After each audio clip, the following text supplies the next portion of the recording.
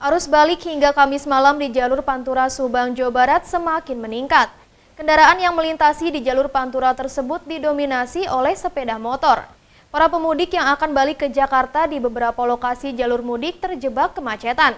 Pemudik yang akan balik ke Jakarta pada arus balik dengan menggunakan sepeda motor masih mendominasi arus mudik di jalur Pantura Subang. Para pemudik sepeda motor tahan-tintinya melintas di jalur Pantura Subang ini.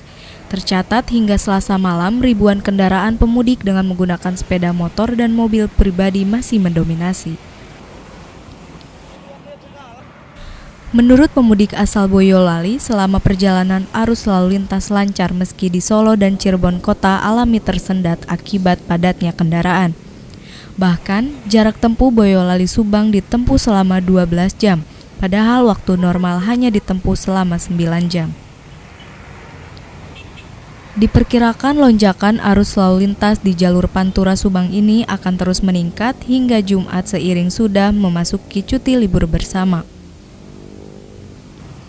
Untuk para pemudik diharapkan agar berhati-hati ketika melintas di jalur Pantura Sukamandi karena banyaknya warga yang menyeberang. Ini udah 12 jam. 12 jam. Ketika normal berapa jam Subang ini biasa ditempuh? Kalau hari biasa sih biasanya 12 jam itu perjalanan doang. Langsung ke Tangerang nyampe ya?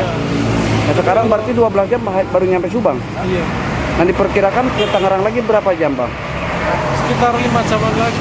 Artinya Boyolali Tangerang ditempuh berarti berapa jam? 17 jam. 17 jam. Kalau normal? Kalau normal cuma sekitar 14 jam. 14 jam ya? Udah sama istirahatnya.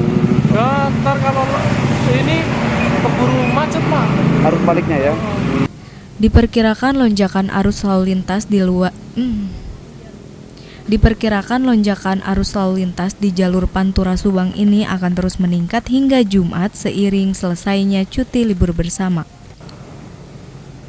Untuk para pemudik diharapkan agar berhati-hati ketika melintas di jalur Pantura Sukamandi karena banyaknya warga yang menyeberang.